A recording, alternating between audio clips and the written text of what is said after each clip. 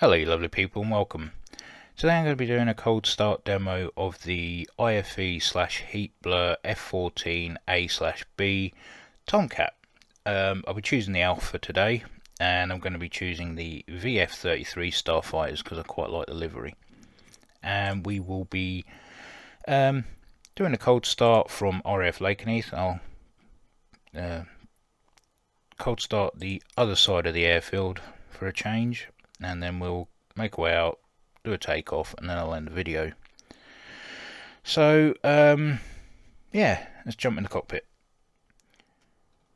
So before I actually get the aircraft up and running, just want to point out that this is just a basic startup. I'm not going to be going through all the checklist and doing everything in there, quite simply because half of the stuff you can't do on the checklist because this is the flight sim variant, not DCS. And also, if you are one of those people who have never flown Tomcat before but bought this and are thinking, oh, I'll do it through the checklist, unfortunately they've not bothered to go and point out where these switches are for you to go and do these parts of the checklist. So that's another reason why I'm just doing a basic startup where it works, everything runs properly, because if you don't know the cockpit layout and things, then you're going to need something that's going to get you up and running quickly without you getting the headache of learning the cockpit. And trust me, in the Tomcat it takes a little while. Luckily I've had the experience of this through DCS, so I know where certain switches are, but like I said, this is I make basic startup demos, or not tutorials. I don't like telling you what to do. I'm just showing you a demo so that you can take from it what you like. So first thing I'm going to do is going to get on to Jester and really wind him up. I'm going to go to the maintenance section. We are going to connect external power. Roger. And close that, let that fire up.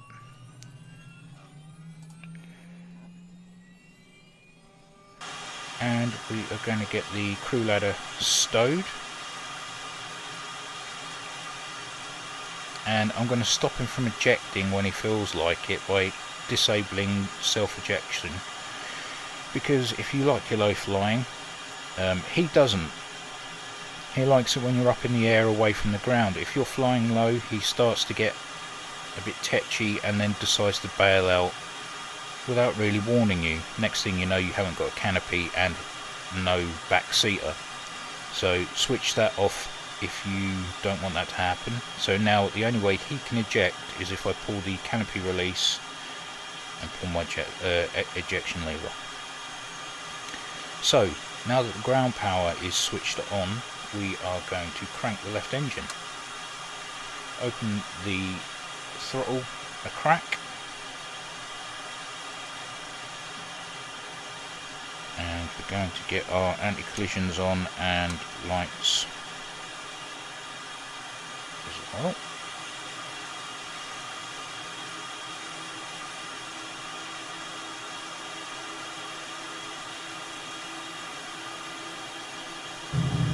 Zero out the altimeter while we're waiting.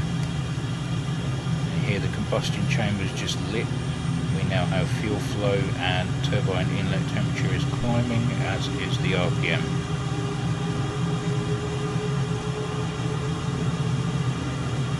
Good.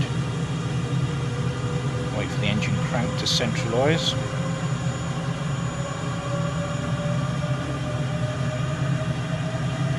Okay.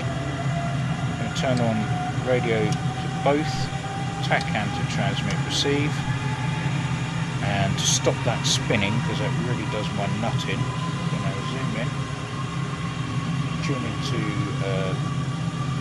Lakenheath's TACAN, which is 39 X-ray. Make sure that it stops spinning, and it has. Okay, and we'll get Jester to disconnect ground power now. Roger that. Don't need that. Come back, and we'll get him to align the INS as well. And we're good. If you've got a flight plan, fair enough, you can do your bits and pieces there. I'm just forcing the alignment in the cheap version. INS, fully aligned and ready. Because I don't have a flight plan in, there's no point in going through it all just for a takeoff. So let's look around. Crank the right engine now. Get the stability augmentation on. We can get the VDI, HUD and HSD CM on. And while they're cooking, just do a check on the right hand side here. Right, all good at the moment. Okay, and turn the power on for the Arrow 65. Now we're going to jump in the back. We're just going to do the things that Jester can be bothered with, like switching on the power for the displays there. Switch that to ground. Let that align for a second. Come across here, we're going to switch on power to things that need it. Transmit receive on the TACAN already. Radios on. Flight recorder on standby, or maybe not.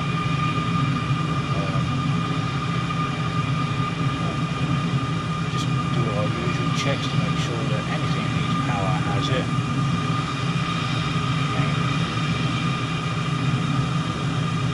And we can close the canopy because it's getting a bit bloody noisy. And come around to the right.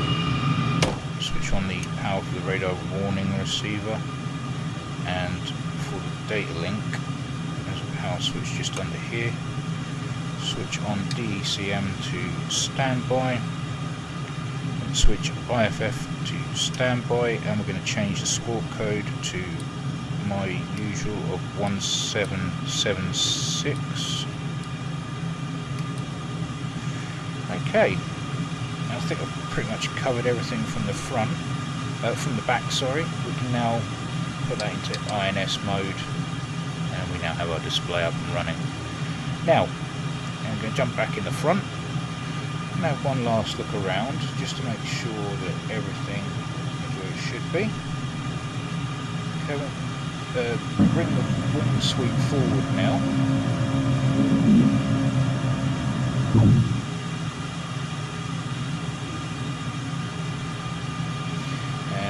Sure that the manoeuvre flaps come down as the landing flaps as well. We'll check the indicator just here. We've got flaps and slats. Okay, put those back up for now. Okay, we'll switch on the taxi light and switch on the tail light as well, and set that to flash. Okay, now we just check up here that we've got nose wheel steering engaged. You can set a button for that. I don't, because it's getting to a point now where each aircraft seems to have its own layout for buttons and things, so I've just left it as it is. And we have our brake warning light there, so yeah, let's take the park and brake off, taxi down to the runway.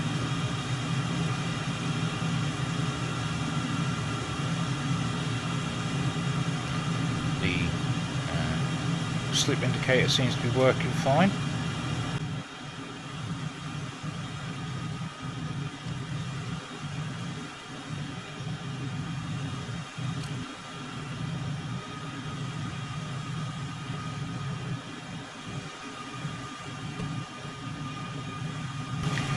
Okay, so we are EOR. We can do our last sweep to make sure that everything looks fine.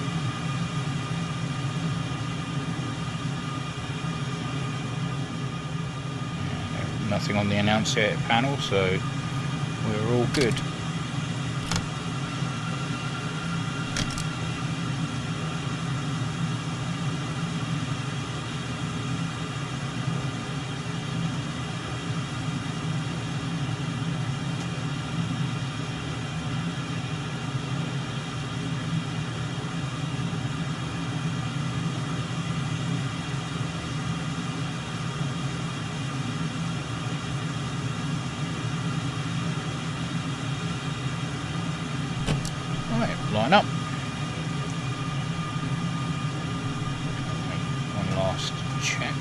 controls, and I'm going to go full military power, afterburner on, and all the way.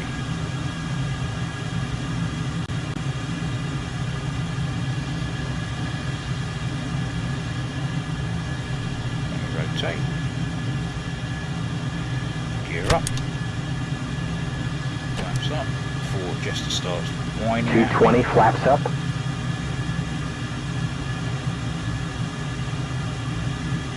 Okay. 300 knots, wings auto.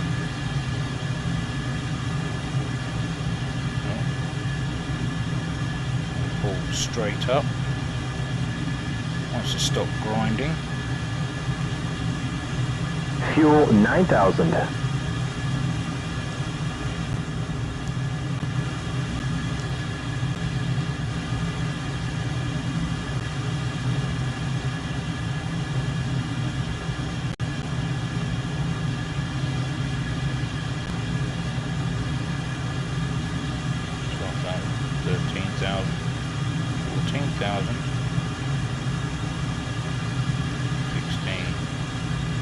Hit 20,000 before we fall out the sky.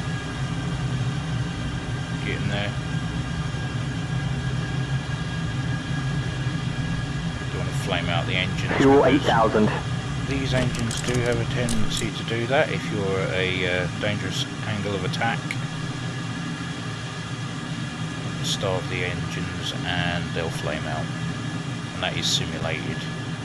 Okay, so we are at 21,000. And all is well. Okay, so that was a cold and dark start demo of the IFE/Heatblur F-14A/B Tomcat. If you got something from that, maybe leave a like. And if you got this far, thank you very much for watching. And as always, take care, and I'll see you in the next one.